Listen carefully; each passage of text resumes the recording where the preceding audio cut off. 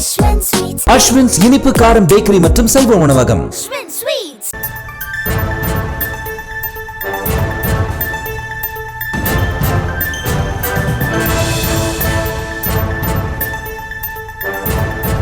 சென்னை வடபழனியில் உள்ள green park ஹோட்டலுக்கு நாம் தமிழர் கட்சியின் ஒருங்கிணைப்பாளர் சீமான் வருகை புரிந்திருக்கிறார். போலீசார் கைது நடவடிக்கை மேற்கொள்ளும் பட்சத்தில் அடுத்து என்ன நடக்கும் என்பது தொடர்பாக வழக்கறிஞர்களுடன் சீமான் ஆலோசனையில் ஈடுபடுகிறார். கூடுதல் விவரங்களோடு செய்தியாளர் பாரி கார்த்திக் இணைப்பில் இருக்கிறார். பாரி கார்த்திக், இனி உங்களிடம். வணக்கம். நாம் தமிழர் ஒருங்கிணைப்பாளர் சீமான் பாலியல் குற்றச்சாட்டு தொடர்பாக இன்றைய தினம் காவல் நிலையத்தில் ஆஜராக இருக்கிறார்.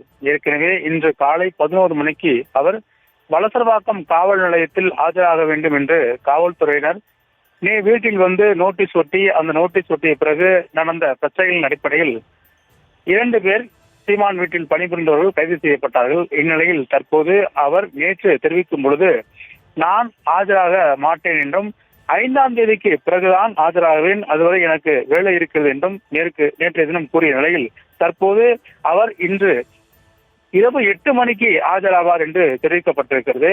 இந்நிலையில் அவர் 8 மணிக்கு ஆஜராகி விளக்கம் தெரிவிப்பார் என்றும் தெரிவிக்கப்படுகிறது. ஏற்கனவே அந்த பாலியல் குற்றச்சாட்டு தொடர்பாக கடந்த 1 வருடத்திற்கு முன்னால் கிட்டத்தட்ட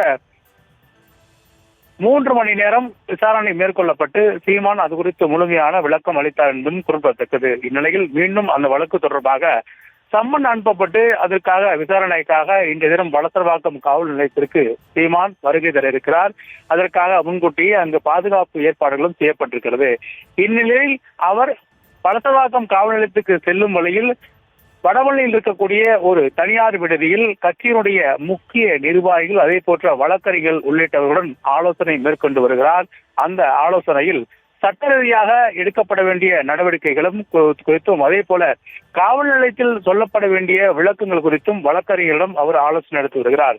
அது மட்டுமல்ல, நாம் தமிழர் கட்சியினுடைய நிர்வாகி, அதாவது வீட்டில் பணிபுரிந்த 2 கைதாகியை தொடர்ந்தும் அது குறித்தும் தங்களுடைய நிர்வாகிகளிடம் ஆலோசனை மேற்கொண்டு வருகிறார். இந்த ஆலோசனை கூட்டத்தில் சீமான் மற்றும் கட்சியினுடைய முக்கிய நிர்வாகிகள் மற்றும் 5 பேர் இருக்கிறார்கள்.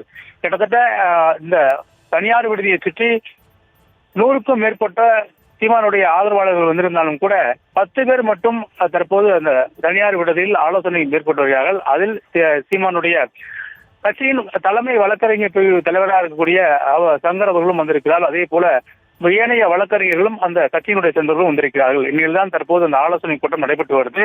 இந்த ஆலோசனை கூட்டத்துக்கு முடிவிட்ட பிறகு சீமான் நேரடியாக வலசரவாக்கம் காவல் நிலையத்துக்கு சென்று வலசரவாக்கம் காவல் நிலையத்துக்கு சென்று நேரடியாக கொடுக்கப்பட்ட சம்மன் தொடர்பாக விளக்கம் அளிக்கவும் இருக்கிறார்.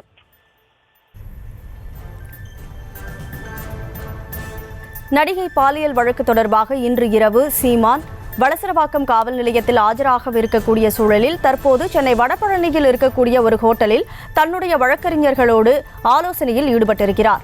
இது தொடர்பான கூடுதல் விவரங்களை நமது செய்தியாளர் பாரி கார்த்திக் வழங்கினார். நன்றி பாரி கார்த்திக்.